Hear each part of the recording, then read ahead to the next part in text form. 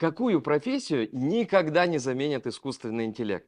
У нас сегодня будет очень интересный подкаст, и мы его снимаем в учебном ресторане Международного института дизайна и сервиса. И мой гость, мой друг, самый профессиональный и самый известный российский ательер, человек, который управляет отелями, Брайан Глисон. Как его называют? Самый российский из ирландских и самый ирландский из российских ательеров. Привет, Брайан. Это правильно. Спасибо, Максим. Спасибо большое. Итак, вопрос. Он сейчас тревожит очень многих родителей и школьников.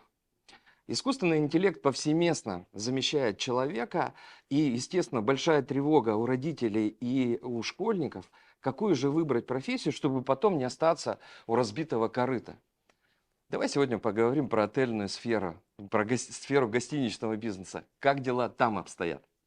This is a very interesting question for me, and it's a very interesting sphere because I agree artificial intelligence is going to disrupt many industries. Industries that people kind of consider to be somewhat safe industries. When I take it into the hotel business, artificial intelligence is definitely not something I'm losing sleep over in terms of fear of job losses or anything like that. We've had a lot of digital advancements in the hotel industry over the years. We've had things like online check-in, we've gone from metal klutches to digital cards. We've had many transformations when it came to our IT infrastructure. But the good thing about the hospitality industry and the hotel industry is that it's a traditional industry that's founded on basic principles of service and quality. This has to be delivered by people. So if I go back to when I first got into the industry and my father had worries about what I was going to do with my career, when he gave me options or ideas about what path I could go towards, he really focused on the hospitality industry, on tourism and on hotels in particular, because he saw that industry as having longevity. And something that was very important for me and many people of my age at that time was job security. There was, if you're going to develop a career over 40 years, you need to have some kind of security. And I can say that, I'm working in this industry now for over 30 years. I've never been unemployed.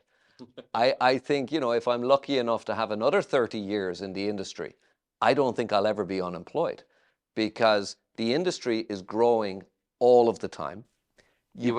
Absolutely. And you constantly need humans to run this industry. It's a people business. Everything about the hospitality sphere is about people.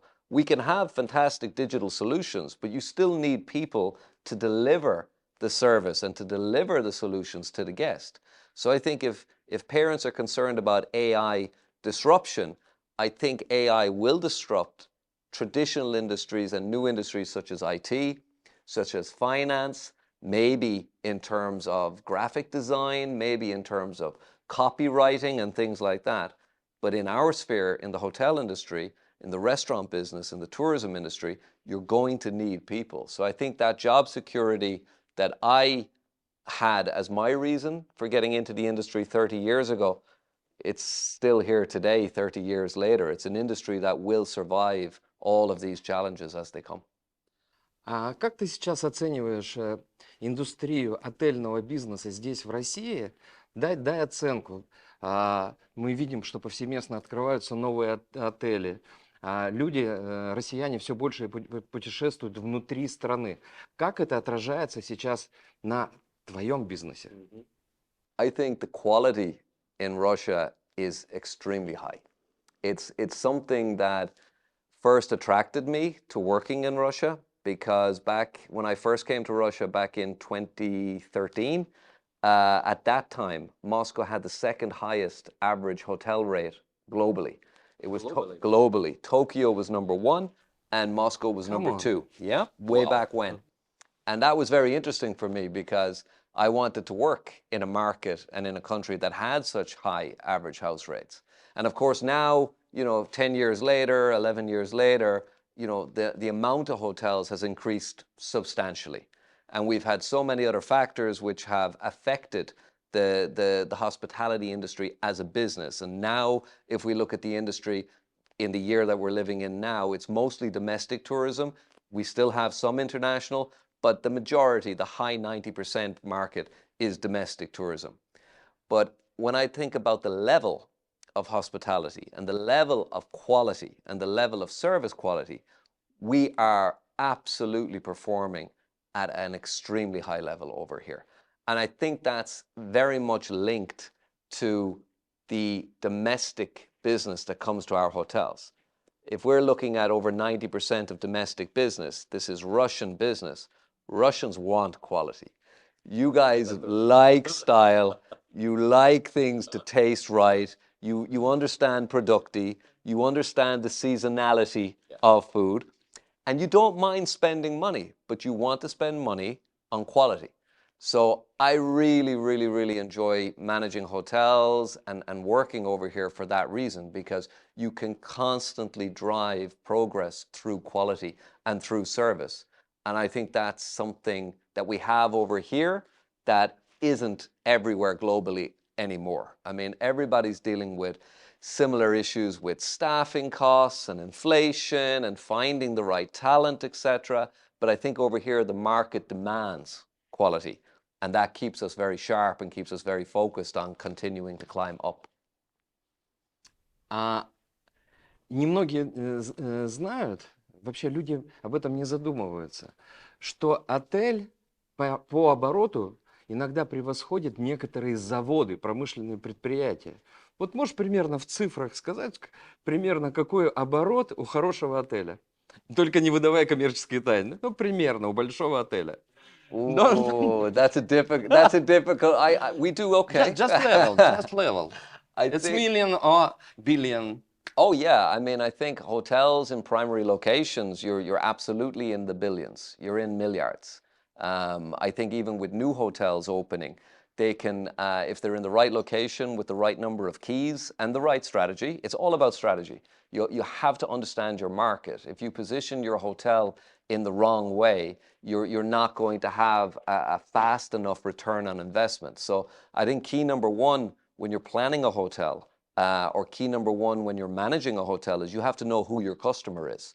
And this is something many people get wrong. So the customer for me might be different and should be different to another hotel that is a different category of hotels. So if you're positioning your hotel in the luxury market, in the luxury segment, if you're positioning your hotel in the mid-market segment, your rate strategy, your sales strategy, and your quality strategy has to be tailored to your customer.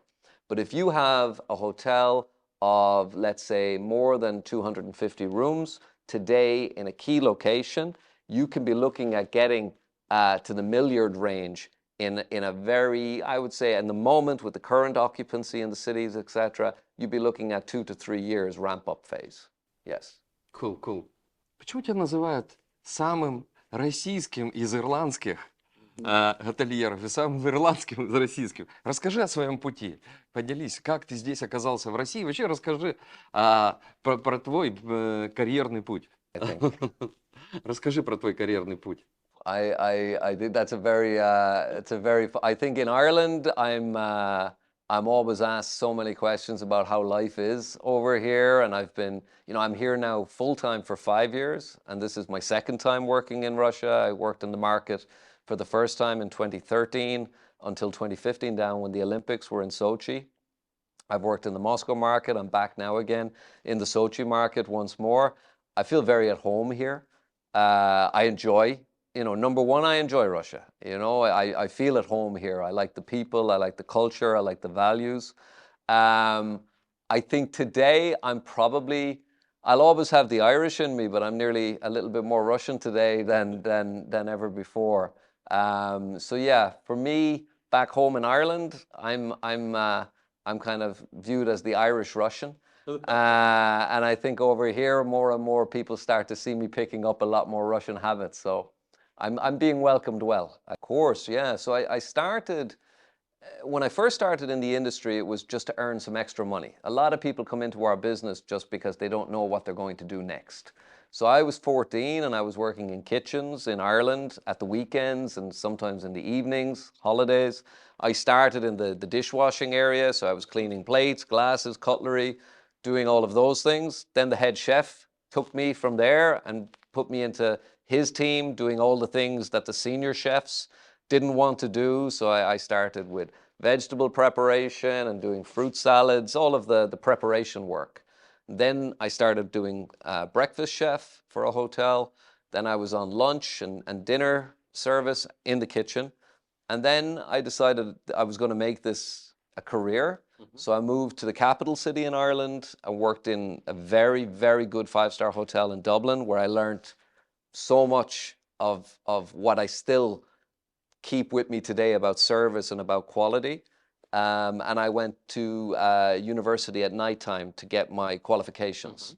And then I spent a few years I joined Radisson then. I was a bar manager and an assistant conference and banqueting manager.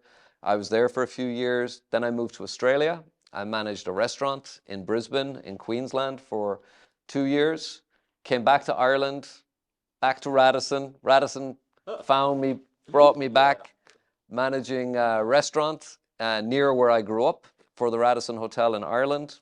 Then was promoted 6 months later to food and beverage manager in a hotel in Radisson, the top of Ireland. Then after a few years, Radisson approached me and put me onto a general manager program and moved me to Dublin with a mentor. So I worked with a seasoned general manager, 6 months, went through the program, and then received my first general manager position when I was 28. That was back in 2008. And I went back up to the northwest of Ireland for my first hotel to manage my first Radisson. And then 2011, I was transferred over to Tallinn in Estonia. I spent a few years managing our hotel, Radisson Collection Tallinn. Then Sochi, the Olympics, my first opening as a general manager. So I opened Radisson Collection Paradise Resort and Spa in time for the games and worked there for a few years after the games. Then I was transferred to Norway. I managed 3 hotels in the same city in a place called Stavanger. It's the oil capital of Norway. I did the renovation and the reorganization of those hotels. Then I was given the opportunity to move to Copenhagen in Denmark. That was our first hotel, the Radisson Blue Royal. So I was there as general manager to do the renovation of that hotel and the rebranding from Radisson Blue to our newest brand, Radisson Collection. So that was the first Radisson Collection hotel that we launched in the portfolio. And then after 3 years in Copenhagen, a little bit more, they asked me where I would like to go next. And then I said, well, I was very happy in Russia. I would like to go back to Russia. And they made that happen for me. So then I spent 4 years managing the Radisson Blue Olympijski Hotel in Moscow. I arrived the same week that the pandemic was announced, so I was straight into crisis management. But thankfully, we were able to get through that period of time. And then just over a year ago, I came back to Sochi to be general manager for the second time of Radisson Collection Paradise Resort. So it's been a busy few years, good career, 20 years continuous service with Radisson Hotel Group next March.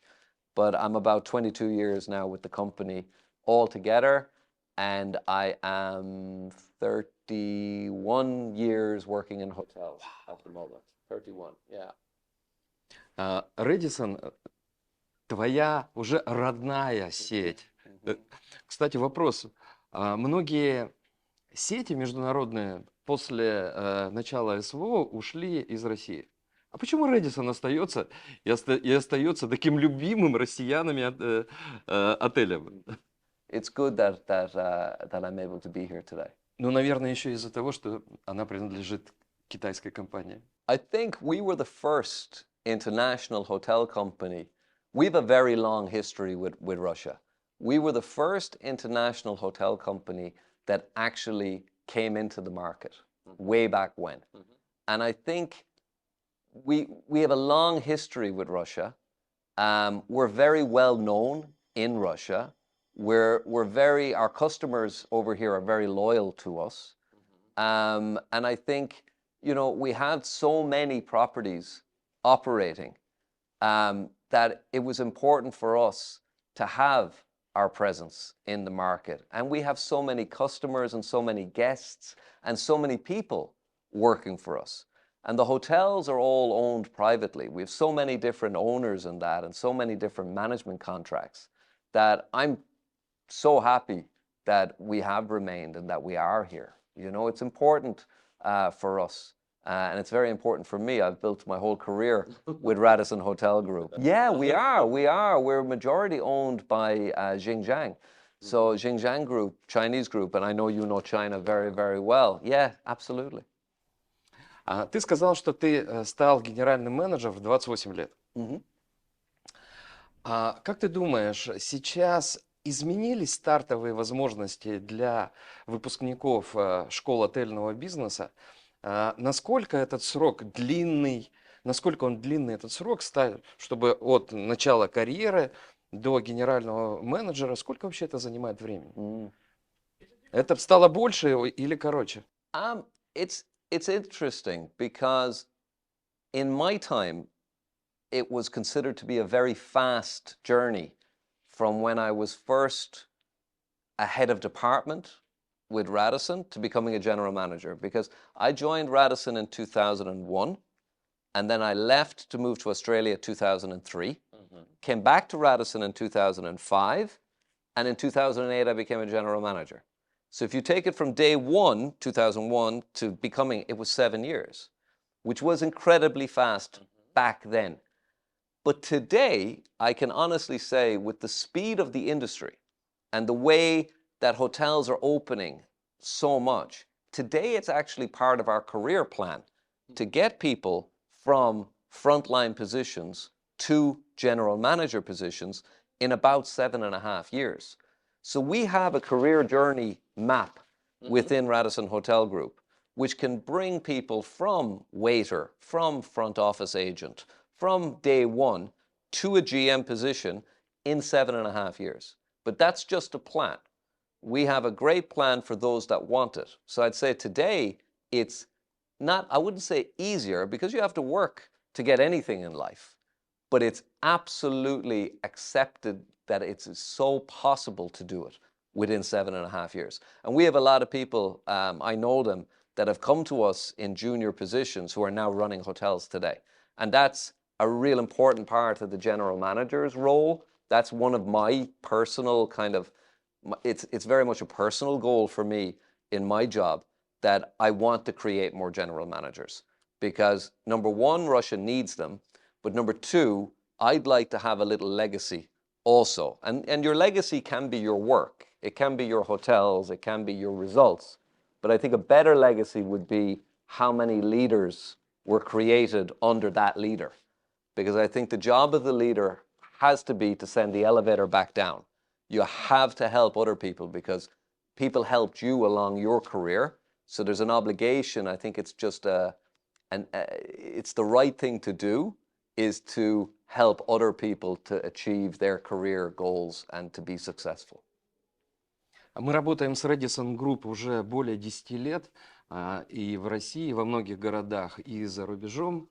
Но то, что касается тебя лично и твоего отеля, это стала стартовой площадкой для многих ребят, которые уже занимают руководящие позиции в других отелях. И в первую очередь благодаря твоему личному включению. Ребята, которых ты берешь к себе и на практику, и потом на работу, получают очень мощный старт и очень получают мощный лифт. Как ты подбираешь людей, какие основные твои принципы выращивания вот этих?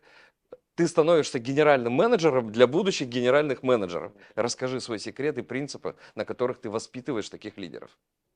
You are general manager for general managers. That you're very kind, and thank you.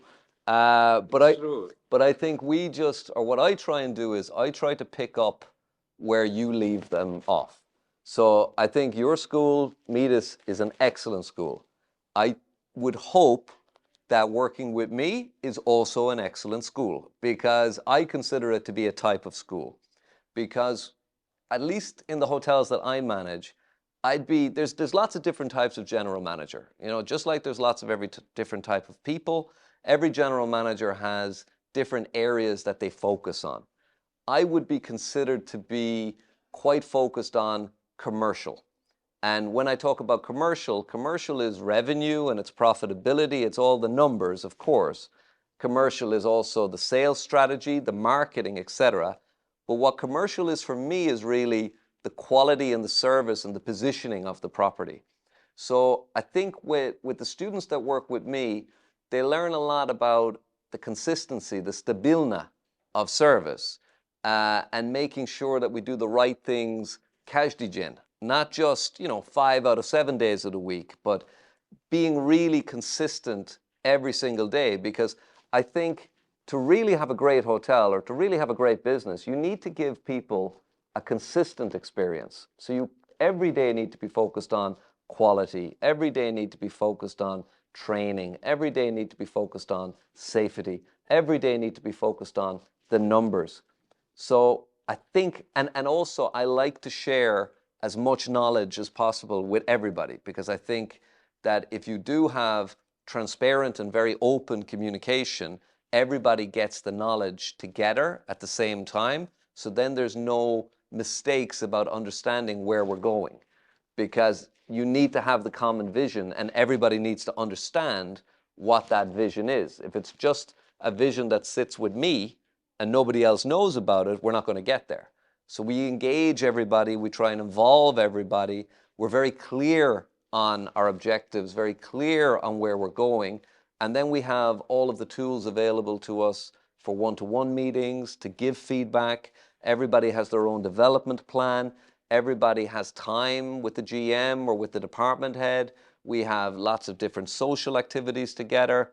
And also, I'd say, I'm very visible to everybody. I'm in every department every day.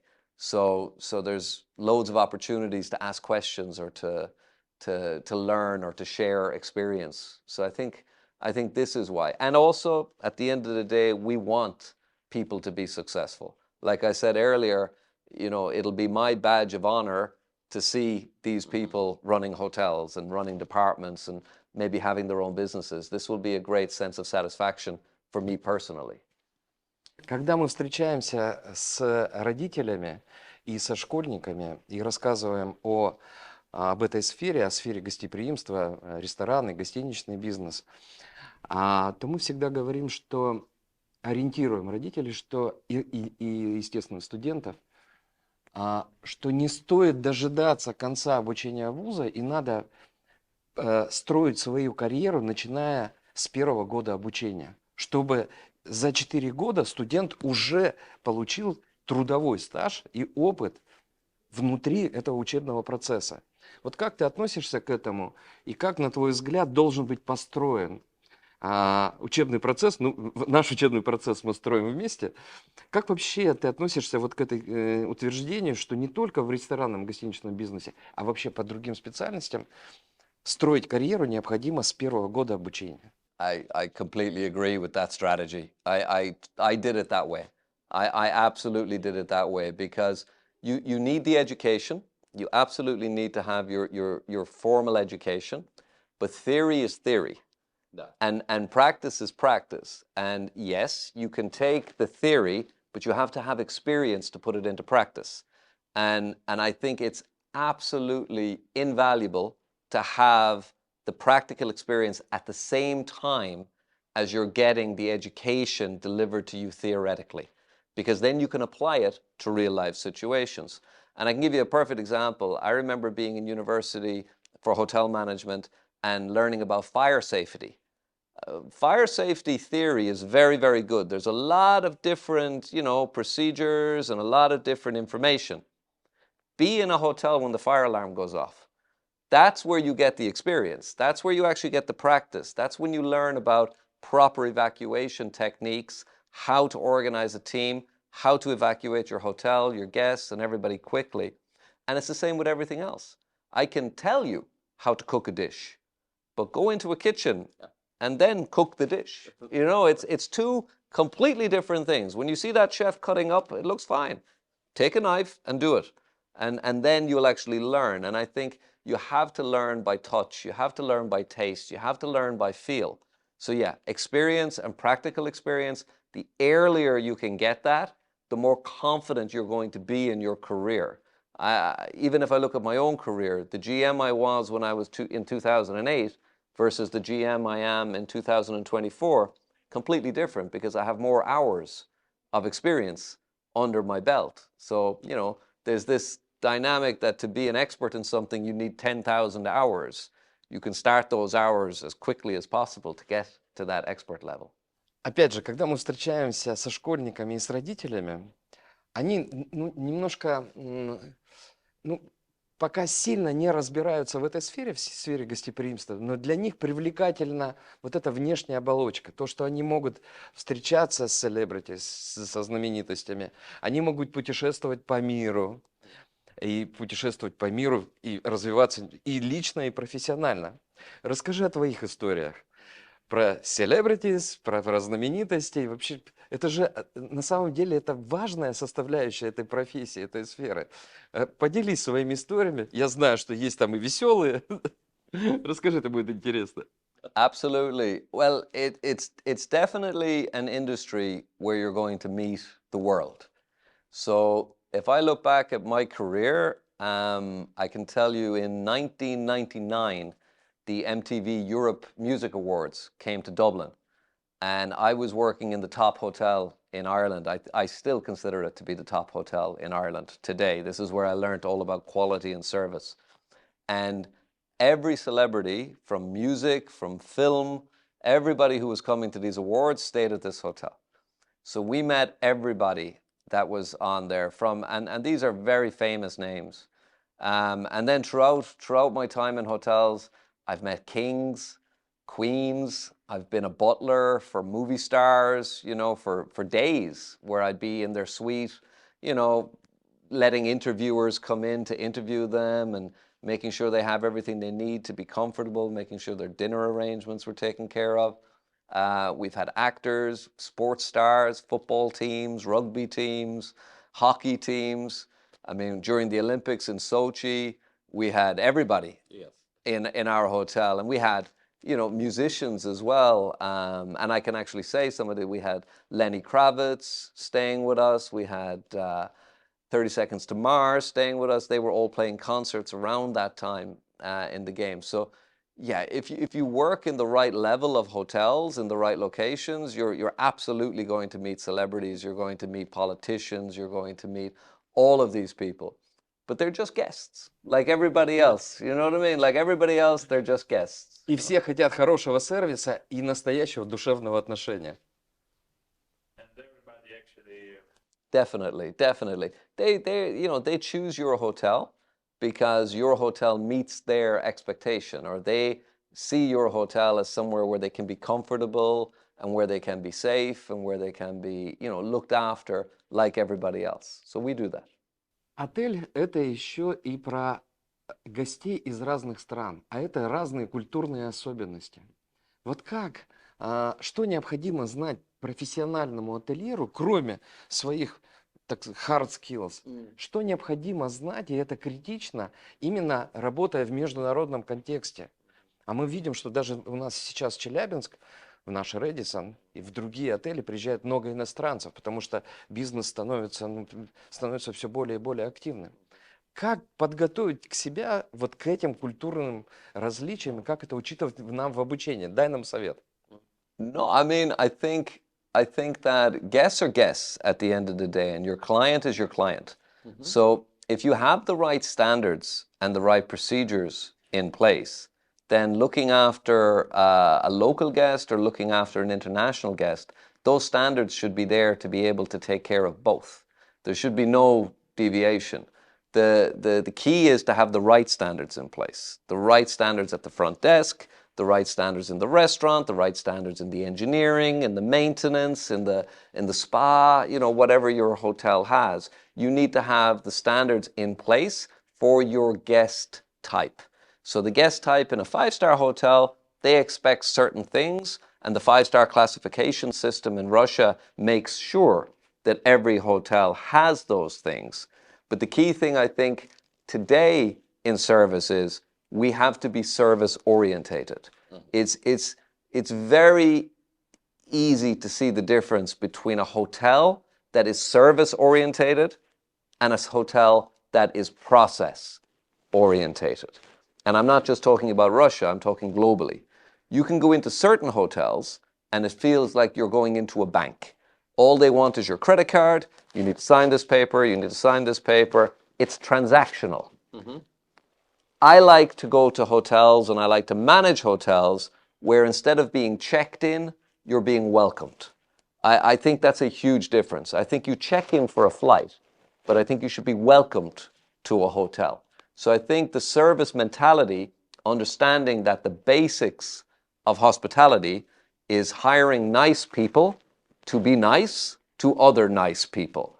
Those soft skills, that's really from you. It's from within. You get it from your family. You get it from how your upbringing is. So I think attitude and service attitude and hospitality attitude, that's the soft skills that we need people to come to work with.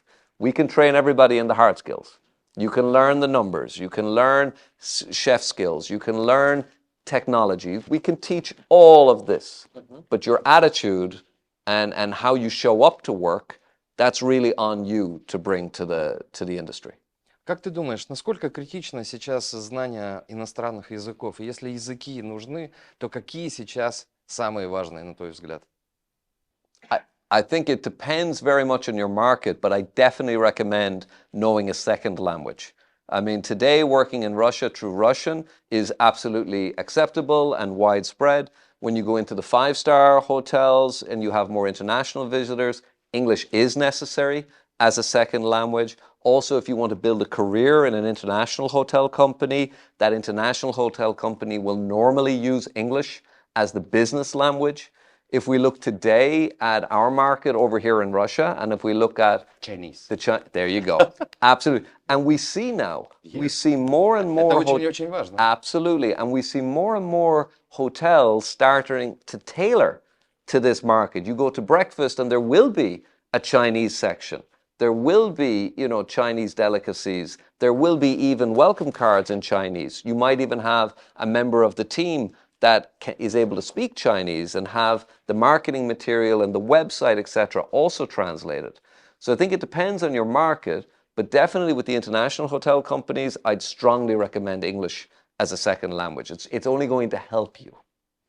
Наша высшая школа гостиничного бизнеса работает с Брайаном уже практически 10 лет. И Брайан каждый год приезжает вместе со своей командой. Здесь у нас в институте и шеф Ярослав, и HR-директор Арина. И в течение 2 дней они встречаются с нашими ребятами по поводу их оплачиваемой практики. Редисон платит за все. Редисон хорошо платит нашим студентам. Кстати, многие студенты за время практики могут оплатить несколько лет своего обучения. Поэтому это очень интересно с точки зрения и финансов, и опыта. И, кстати, живут они в отеле как гости и питаются как гости. Тоже очень важно. Ну, давай... Как ты оцениваешь все-таки нашу школу? Вот мы работаем, дай оценку. Вот что можно улучшить? Вот прямо, что нам необходимо сделать, чтобы еще больше шло в индустрию, чтобы мы готовили профессиональных ательеров? I rate you guys highly. I mean, I know you a long time. And my history with your school, I think it goes back to 2014. I think we started when I was in Paradise. We did our first visit and we welcomed our first students from МИДiS over 10 years ago. And when I came back to Moscow and I was managing the hotel in Moscow, I came and I said, hey, it's me again. I want your students to come to Moscow now. I have this hotel I'm managing. I need your help again. I rate you guys extremely highly. I think the curriculum that your students go through is very, very relevant to the industry today. I also like, and I was saying to you at lunch today, every time I come, I see the improvements in the school. I see that the level constantly goes up. I like that because it mirrors my values as well, because I'm looking for 1% improvement every day. I'm looking for it in me, and I'm looking for it in my team, and I'm looking for it in my results. So I think we have very, very shared values. For me, the most important thing, though, is the students that we do receive from МИДиС are absolutely at the level that we need for a five-star hotel. And this, I think, is a credit, because these students are coming to you year 1, year 2, year 3. You're developing them properly and preparing them properly for the real world. Because the real world, let's be honest, the real world can be scary, the real world can be challenging, the real world can be stressful, but they're ready. When they come to us, they've all got the right attitude. They understand, you know, how even the basics of grooming and appearance. I walk around the school, they're all dressed properly. They're all showing up ready for work. You know, this is the starting point. И здесь есть очень интересное сейчас замечание. Мы видим, что в нашу школу от гостиничного бизнеса начинают протаптывать дорожку не только ательеры, банки, финансовые компании, IT-компании. Хотят этих студентов, которые получили 4-летний опыт в индустрии гостеприимства, они хотят таких людей, стрессоустойчивых, которые могут общаться с гостями, которые знают стандарты, которые могут со своими навыками сыграть очень большую роль в других отраслях.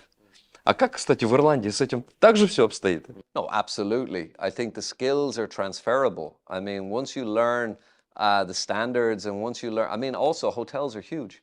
There's so many different departments in a hotel. Even in my job as a general manager, you know, you have experience in finance, you've experience in engineering and technical, safety and security. You are about people. You are about people. Absolutely. Yeah.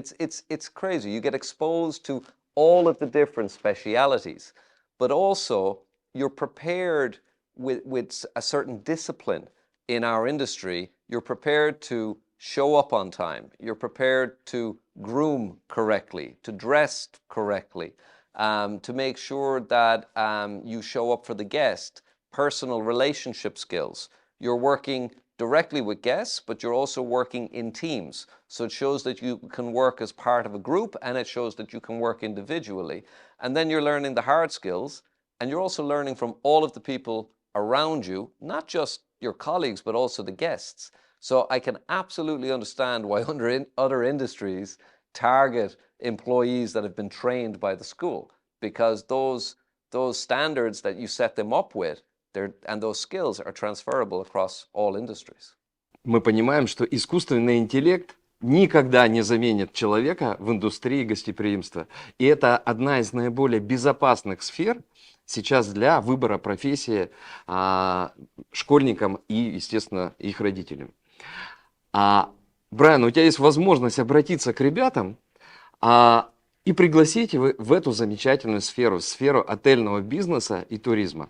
Thank you. Well, I can only tell you what I would want somebody to tell me when I was, you know, young and, you know, looking for how I'm going to spend my working life. How am I going to get to be successful? How am I going to have enough money to buy a house? How am I going to have enough money to have a family, to go on nice holidays, to travel or whatever?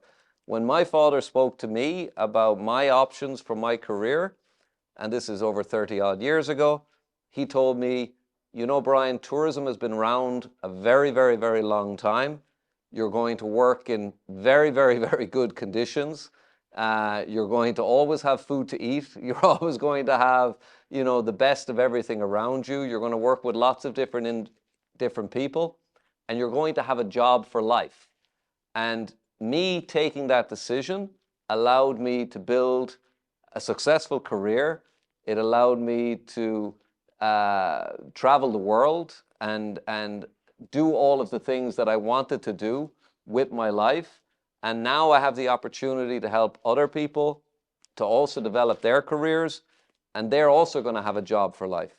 So with all of the stress in the world and all of the disruption of technology that's coming our way, I can tell you that the hotel and tourism industry was built by people, for people, And in 30 years' time, it'll still be people that are employed in the industry. It'll still be people that are developing hotels, and we will still need people to deliver this service and this quality. So if you're looking for a job security and you're looking for a career, I cannot recommend tourism and hotels enough, especially over here in Russia, where tourism is just going to explode over the next couple of years. More and more hotels are opening. So yeah, I fully recommend a career in our business.